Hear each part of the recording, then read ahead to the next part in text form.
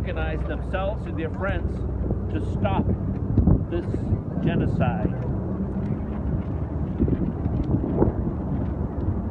The first weapon, I'm here to discuss several important weapons for the Nubian people. The first weapon is the genocide word. Raphael Lemkin was an amazing, brilliant, and determined legal scholar who observed the genocides in Armenia and Ukraine, so he spent the rest of his life inventing a word and transforming it into international law in 1955, just before the destruction of Nubia began. He created a weapon for people like you, facing genocide as a moral and political weapon that you can use. But is Nubia really a genocide? Lemkin defined. Let's look at Nuruddin Manan's words on his website. He describes what is happening in Nubia. His words were, "Our mission is to save Nubia from destruction by dams, Arabization, cultural cleansing, and isolation." So that gives a full picture in one sentence. I would make a small addition to what Nuruddin said. It's this year the burning of hundreds of date farms up and down the Nile River. Date farms, as most of you know, provide the basic means of survival for the Nubian people. The Khartoum regime is burning Nubia's orchards several villages at a time.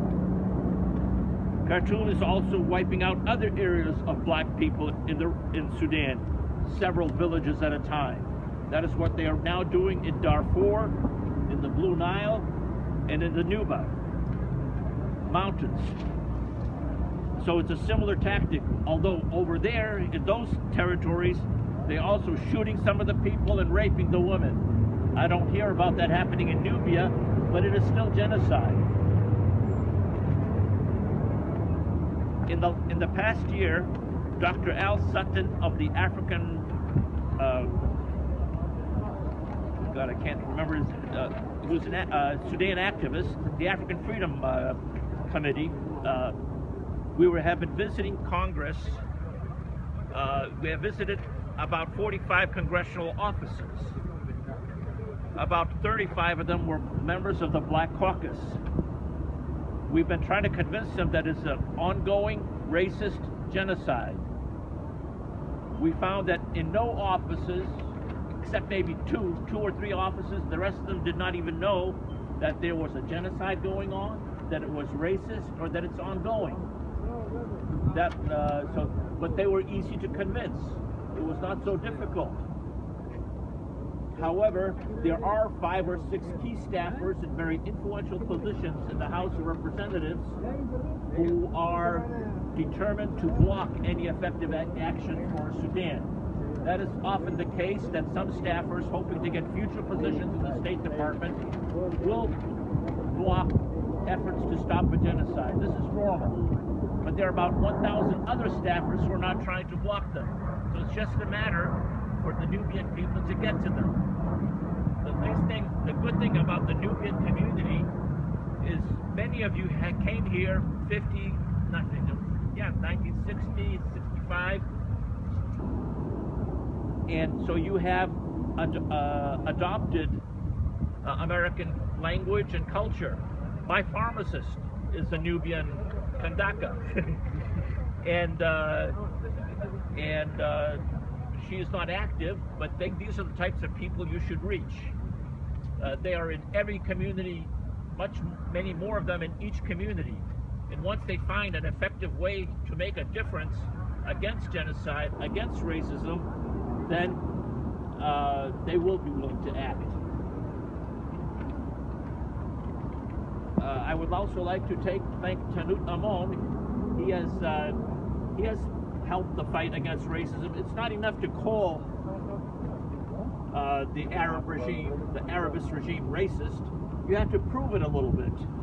What Tanut Amon used to do in his speech at the Columbia University, he said that Arabs called our languages Rutana languages, languages of wild people, and that created the understanding of racism in the audience in a way. I still remember that day, almost a year ago. I still remember the word Rutana from Tanut Amon. And this is how you teach Americans about racism. Finally, I want to finish as an American. Right now, as you may have noticed in the media, with the police, the inner cities, there is a racial tension between black and white people growing in our country. Yes. It could lead to it's already had some serious problems. It could become more serious. But the Nubian cause and the Sudanese cause, struggling against racism, gives us an opportunity for white people and black people in Congress, among the activists, to come together in a mutual cause against racist genocide, which will get us the chance to work together and heal the wounds between us. Thank you very much for your time. Thank you very much. Thank you.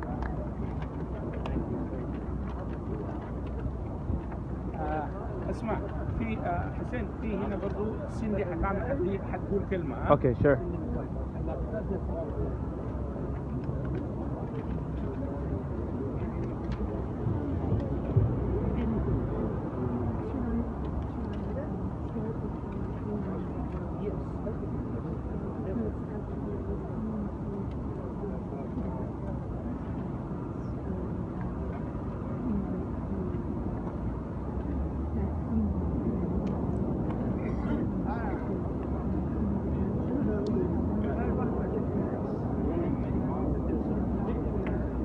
محمود صورة محمود كده صورة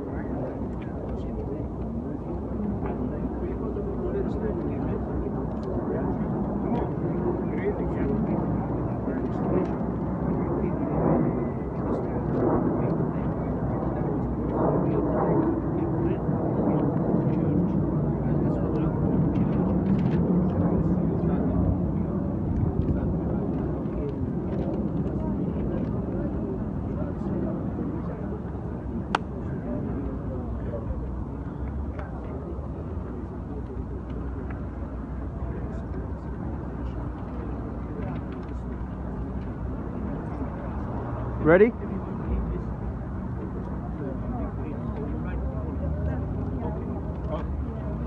Good? I'm rather new to finding out about the struggle of Nubia. I became aware of that through a press conference that Khalid was involved in D.C., talking about what was happening to the Nubian situation, and then my curiosity got me to do a lot of reading about that area and finding out that they are indeed the dawn of civilization, and that there are so many great archaeological sites that have never ever been explored before. And because of the tensions in that area, scientists are unable to go there like they have been in Egypt. And there are probably more historical sites in the Nubian area than even Egypt.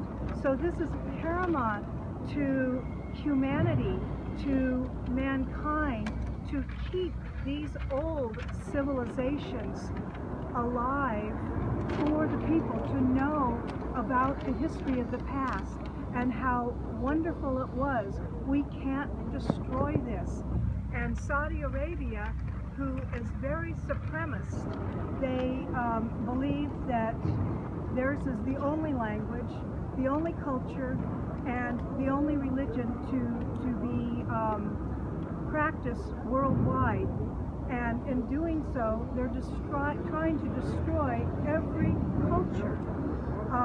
We know that the Taliban tried to ruin the great Buddhas in Iraq. We know that if the Muslim Brotherhood would have stayed in power in Egypt, that the Sphinx and all of the pyramids might not be around today. We don't want that to happen to Nubia. And not only that, but Nubia should be the shining star of anybody with black heritage, because it is the most phenomenal black history, culture, and language. And it needs to be preserved as a Thank you. Thank you very much. Thank you, sir. Very good. Thank you. Very good. Very good. Jama'a, we will now, we will move because, Shabab, we will move around